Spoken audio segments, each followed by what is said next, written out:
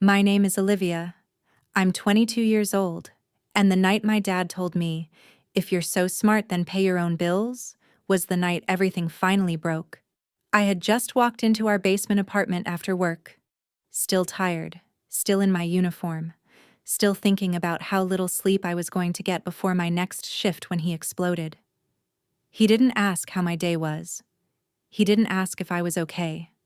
He just looked at me like I was a problem he was done dealing with, and shouted those words straight into my face. I stood there for a second, waiting for myself to argue, to explain, to remind him of everything I already paid for, but none of that came. Something inside me went quiet instead. I turned around, went to my room, grabbed a backpack stuffed in a few clothes, my laptop, and whatever documents I could reach without thinking too hard. I didn't slam doors. I didn't cry. I walked past him, up the stairs, and out into the night. I moved out that same evening. As soon as I hit the sidewalk, my phone buzzed. I didn't stop walking, didn't slow down, just glanced at the screen long enough to see a notification from a utility account and two words that instantly twisted my stomach. Account past due. My name was right there. I locked my phone and shoved it into my pocket, telling myself I'd deal with it later. Part of me felt lighter than I ever had, like I'd finally stepped out from under something heavy. Another part of me felt a slow, sinking fear, the kind that creeps in when you realize walking away doesn't always mean you're free yet. 2 weeks later, my dad called me in a panic, demanding to know why the power was off. But before I tell you what I said to him, you need to understand how money turned into a weapon in my own home. If you've ever been made to feel like you owed your family everything just for existing, stay with me until the end, because what happened next forced my dad to learn exactly what it means to pay your own bills. The next morning, I woke up on Jenna Walsh's couch with the strange feeling that I had escaped something without actually leaving it behind. The apartment was quiet, but my phone wasn't. Before I even checked the time, a notification slid across the screen. Another polite reminder from a service account asking me to review an unpaid balance.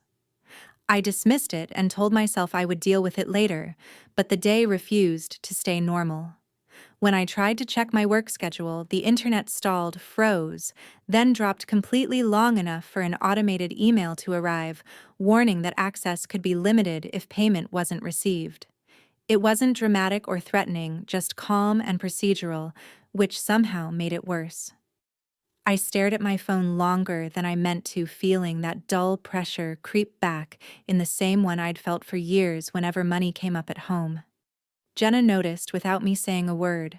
She didn't sound angry or judgmental when she asked why these accounts were under my name, just confused, like she was trying to understand a problem that shouldn't exist. I gave her the explanation I'd been trained to give myself, that it was easier this way, that it was temporary, that it helped keep things running smoothly. As soon as I said it out loud, it sounded hollow.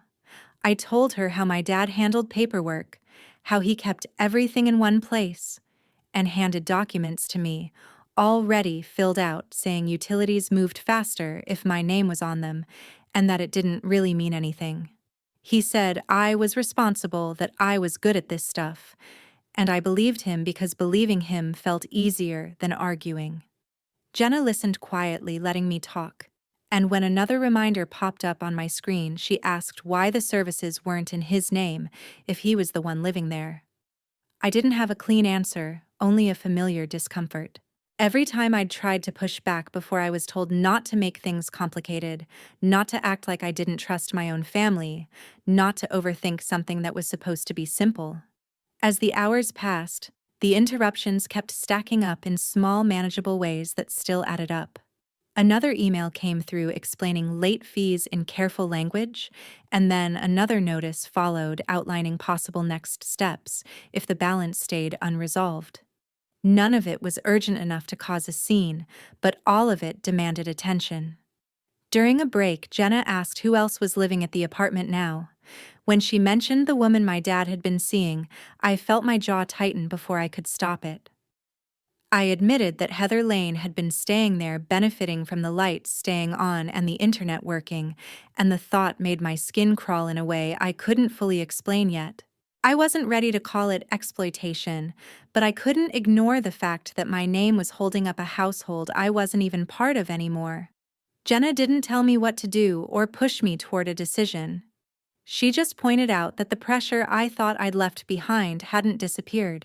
It had followed me quietly through notifications and dropped connections and my own name showing up where it shouldn't. By the end of the day, it was clear that moving out hadn't ended the situation at all. It had only exposed it. And for the first time, I had to admit that this wasn't just about family tension or hurt feelings anymore. It was about consequences that were already starting to bleed into my everyday life. A few days later, I went back to the basement apartment to collect the rest of my personal documents, telling myself it would be a simple in and out if I didn't linger or engage. The space felt different the moment I stepped inside, not because anything had changed physically, but because I was seeing it without the filter I'd lived with for years. I moved straight to the small table where paperwork always ended up, sorting through folders while standing, avoiding the couch, avoiding the familiar patterns that used to pull me into staying longer than I should. That was when I saw the envelopes. They weren't hidden or shoved aside, just stacked neatly like they belonged there. Each one stamped with logos I recognized instantly. Utility notices, service statements. I picked one up without thinking, flipped it over, then froze when I saw my name printed cleanly across the top. I checked another, then another, feeling a tight pressure build in my chest as the pattern became impossible to ignore. My name wasn't appearing once by mistake. It was everywhere. I opened a thicker packet and scanned only what mattered: electricity and internet contracts, active accounts. My personal information, filling out forms I didn't remember signing. I didn't need to read the fine print to understand what this meant. The quiet hum of the apartment felt suddenly louder, like proof that everything was still running smoothly on something I was no longer supposed to be part of. I heard footsteps behind me before I heard a voice. Heather Lane walked in like she belonged there, relaxed, unguarded, the way someone moves when they don't expect confrontation. She glanced at the papers in my hands and smiled, not nervous, not defensive, then said casually that my dad had mentioned I didn't mind handling a few of the bills, that I was organized and good with money and never made a fuss about it. The words landed softly but hit harder than anything I'd read on paper. She wasn't trying to justify anything or cover her tracks. She was repeating a story she believed was already agreed upon. In that moment, everything aligned with brutal clarity. The emails I'd been brushing off, the dropped connections at Jenna's place, the quiet assumption that my name was simply available to use. I had every reason to speak right then. I could have asked when this started, why no one thought to tell me, why my responsibility had been decided without me. My mouth opened slightly before I stopped myself, and instead my hand tightened against the edge of the table until my fingers ached. The pressure grounded me as my throat went dry, forcing the rush of thoughts to slow.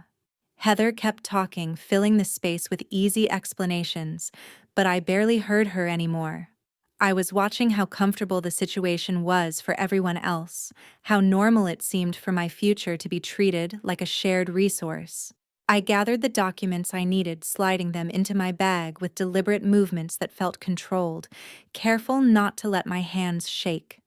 I nodded once, not in agreement, but in acknowledgement, and stepped past her without correcting a single word. I didn't accuse her, didn't defend myself, didn't reveal what I'd just realized. I walked through the narrow hallway and out the door, my grip still tight around the strap of my bag, my heartbeat steady but heavy. Outside, I didn't stop or look back. I understood exactly what I'd seen and exactly what it meant, and I chose silence. Not because I was unsure, but because I knew speaking in that moment would only serve them, not me. That evening, Jenna set her laptop on the coffee table and told me we needed facts. Not guesses, her tone calm but firm in a way that made it clear this wasn't optional anymore. I sat beside her watching the screen light up the room as she walked me through pulling my credit file step by step, explaining what each section meant without rushing as if she knew how easily I could shut down if it felt overwhelming. When the report loaded, my chest tightened. The page filled with entries that felt too official to argue with utilities service accounts, obligations all tied to my name, lined up neatly with dates and balances. Some were current, others marked with warnings that jumped off the screen past due delinquent review, pending words that didn't sound emotional, but carried weight, all the same. Jenna scrolled slowly, stopping now and then to ask if I recognized an account, and each time I shook my head, the answer coming quicker as it became clear how much I hadn't known. I had understood there were bills, but I hadn't grasped how many responsibilities had been placed under my identity, without my awareness how long some of them had been sitting there, quietly accumulating consequences. While we were still looking, an alert dropped into my inbox from a credit monitoring service triggered by recent activity. It didn't accuse me of anything or ask for explanations, it simply outlined changes, detected possible impacts, and what might happen if the issues weren't addressed. Seeing it presented that way, stripped of emotion, made my stomach sink. This wasn't my dad being careless or overwhelmed, and it wasn't a family problem that could be smoothed over with patience. This was a system that didn't care why my name was there, only that it was. Jenna explained what late marks could mean in practical terms: difficulty renting higher deposits, trouble opening new accounts. The kind of barriers that follow you quietly and show up years later when you least expect them. As she talked, I realized how close I already was to losing ground on a future I hadn't even started building yet. I thought about job school, the idea of independence I'd been working toward, and how easily it could be narrowed by decisions I never agreed to make. We moved on to service accounts, next cross-checking dates and addresses, confirming what was still active and what had already slipped behind. Each confirmation felt heavier, not because it shocked me anymore, but because it erased the last space for denial. The risk wasn't theoretical, it was active, and it was already affecting me. Jenna asked what I wanted to do next, not pushing, just trying to understand where my head was. I didn't answer right away because something fundamental had shifted. This wasn't about hurt feelings or family loyalty anymore, and it wasn't about proving a point. My relationship with my dad had crossed into territory that had nothing to do with arguments and everything to do with liability. Sitting there with my credit report open and the evidence laid out in clean rows on the screen, I understood that whatever choice I made from this point on would come with consequences I couldn't undo. Ignoring it meant accepting responsibility for debts that weren't mine. Addressing it meant actions that would ripple outward and force realities no one wanted to face. The fear that settled over me wasn't loud or panicked, it was steady, and clarifying, the kind that strips away excuses and leaves only decisions. I closed the laptop slowly, not because I was done, but because I had seen enough to know there was no way back to pretending this was just a family issue. It was my future on the line, measured in record signatures and systems that don't recognize good intentions, only names and proof. The next day, I walked into a community legal aid center tucked between storefronts I'd passed 100 times, without noticing the kind of place you only see when you finally need it. I signed in, sat down, and waited with a folder of documents pressed against my chest, feeling exposed in a way that had nothing to do with emotion and everything to do with facts. When Sonia Patel called my name, she led me into a small office and introduced herself without ceremony, her voice steady and neutral, as if this situation were neither shocking nor rare. She asked me to explain what was happening, and I did, carefully sticking to what could be proven rather than what I felt. My name on utility account service contracts I hadn't authorized, late notices and credit alerts that didn't belong to decisions I'd made. Sonia listened without interrupting, nodding occasionally, taking notes, and when I finished, she didn't raise her voice or lean in to emphasize danger. She explained plainly that I had options. She told me that disputing accounts tied to my name was a formal process that required documentation and patience, that it wasn't fast and it wasn't dramatic, but it was effective if done correctly. She explained how I could challenge charges I didn't approve, how to formally remove myself from future liability, and why timing mattered, because every day my name stayed attached was another day of risk. There were no scare tactics, no warnings meant to push me into panic, just a clear outline of how systems worked and what they responded to. We talked about financial separation next. Sonia explained why keeping my existing bank account open was dangerous, how shared access and automatic payments could undo progress without my knowledge, and why opening a new account at a different institution was a protective step, not an overreaction. She walked me through changing my direct deposit information, explaining how payroll timelines worked and what delays to expect, making it clear that this wasn't a clean break, but a controlled one. None of it sounded quick or easy, and she didn't pretend it would be. She said there would be follow-ups, paperwork, waiting periods, and moments where nothing seemed to change, and that was normal. What mattered was consistency. When she asked if I was ready to move forward, it wasn't framed as a challenge or a test, just a confirmation that I understood what setting these boundaries would mean. I said yes, and we started. I signed dispute forms, copied documents, and scheduled the next steps weeks out, each action small but deliberate. Sonia reminded me that this process wasn't about punishing anyone or proving a point. It was about protecting myself within systems that didn't recognize family history or intention. She didn't tell me how this might affect my relationship with my dad or what kind of fallout to expect. She didn't need to.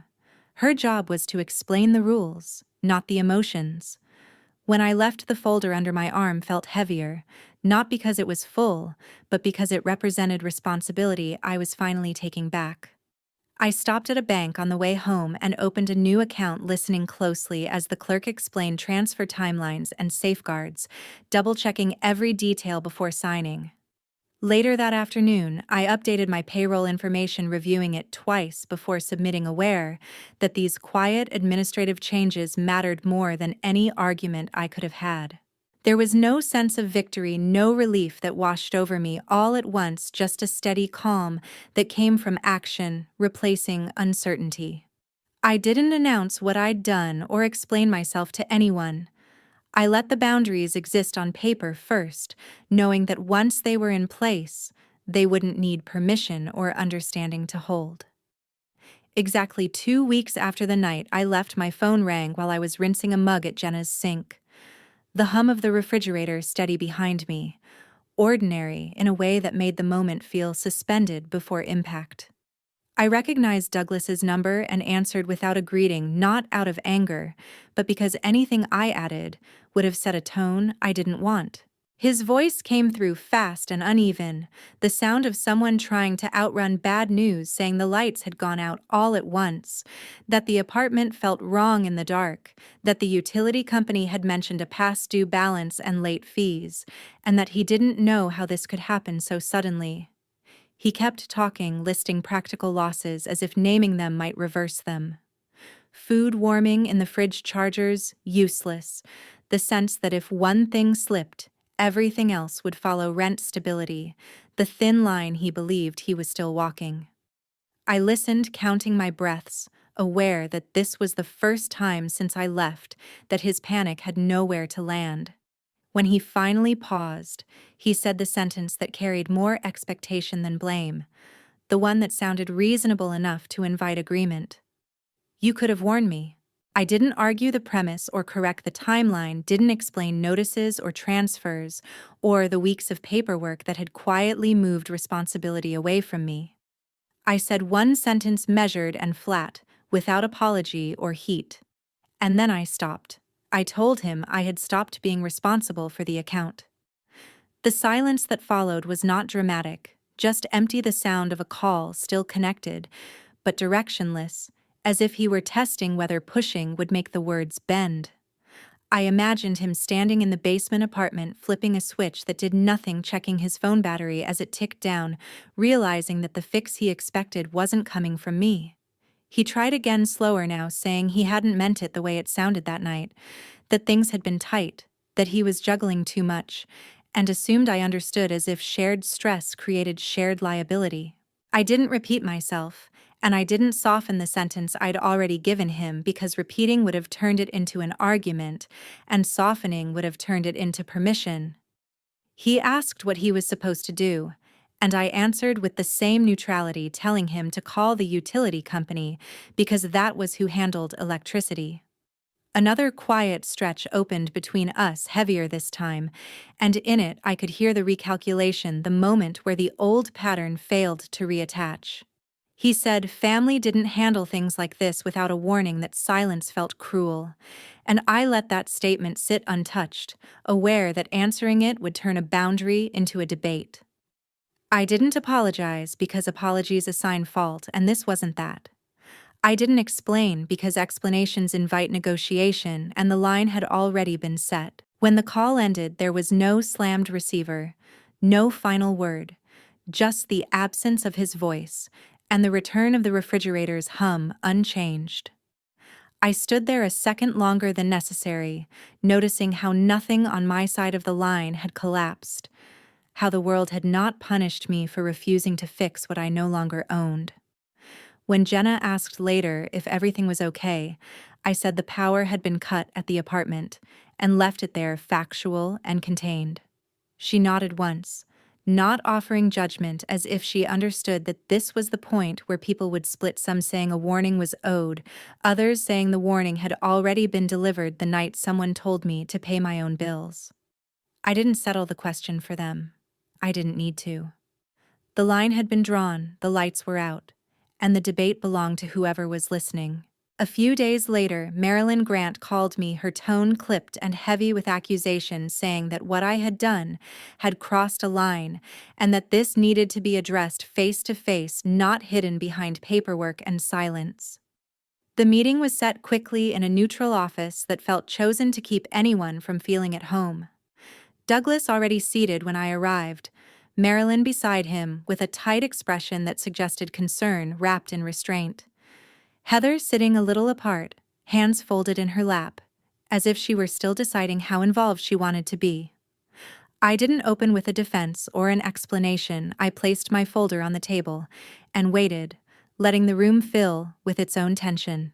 Douglas spoke first, his voice controlled but strained, describing the power outage as sudden and destabilizing, saying he had assumed things were being handled the way they always had, that he hadn't been given a warning or a chance to prepare, and that cutting off support without notice felt unnecessary.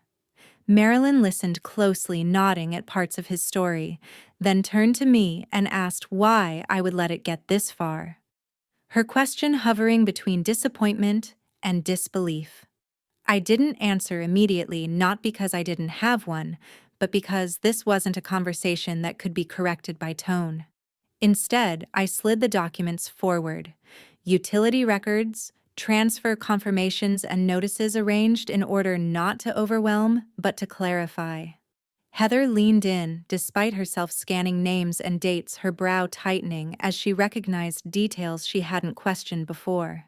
When Caleb Morton joined us, introduced briefly as someone who could confirm the status of the accounts, the atmosphere shifted from moral judgment to factual ground. He spoke plainly, explaining that responsibility for the services had been formally transferred, that notices had been sent to the account holder of record, and that the disconnection occurred after non-payment following standard procedure. There was no emphasis on blame and no attempt to soften the explanation, just a clear sequence of events that didn't bend to personal interpretations. Douglas tried to interrupt, saying he never agreed to this kind of separation, that family arrangements were different, and Caleb responded evenly that service providers don't recognize family dynamics, they recognize names, signatures, and payment histories. Heather spoke quietly, then saying she had believed everything was settled, that she hadn't realized whose name was attached or what stopping payments would trigger her words, landing less as an excuse and more as a realization of how much she had relied on assumptions. Marilyn sat back, the certainty she'd brought into the room visibly shaken, and said she didn't like how this had unfolded, that she could see why Douglas felt blindsided, but also understood how carrying obligations without control put me in a vulnerable position, her sentence stopping short of taking a clear side. No one declared me right or him wrong, and no one asked me to reverse anything because the framework of the situation no longer supported debate. I kept my voice steady and brief, saying only that the records reflected what had been done and that I wasn't disputing feelings, just responsibilities. Caleb summarized the options available to the current account holder and excused himself, his role complete, the moment facts replaced speculation. After he left the room, felt unsettled, like a story that had lost its clean ending. Douglas looked at me as if waiting for something conciliatory that never came, and Marilyn sighed, saying families shouldn't end up divided over utilities and paperwork, a statement that sounded less like judgment and more like frustration with a reality she couldn't smooth over. Heather avoided eye contact, her silence louder than any defense she might have offered. We left without raised voices and without resolution, the narrative that I had acted out of spite, dismantled by dates and signatures, but without anyone stepping in to rewrite it into something comforting, and that unresolved imbalance lingered long after the meeting ended.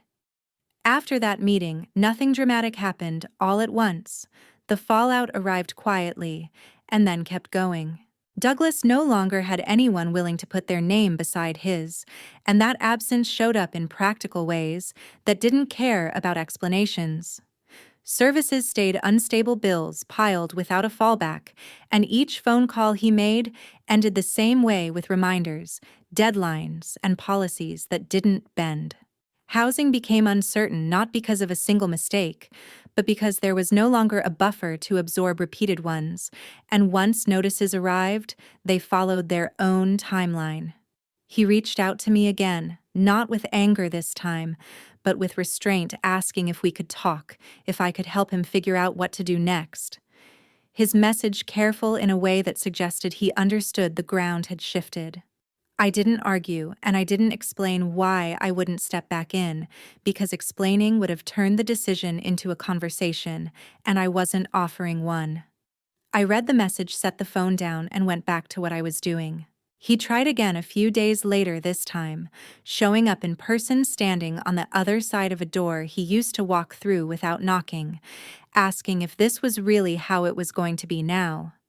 I didn't raise my voice or list reasons. I told him I wasn't available, and closed the door, the action clear enough to end the exchange without turning it into a scene.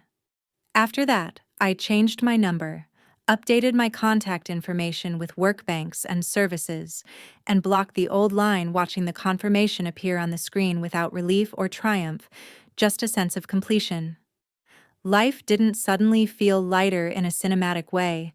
It became quieter and more predictable, mornings that arrived without interruption, workdays that ended without crisis calls, bills that reflected only my own decisions.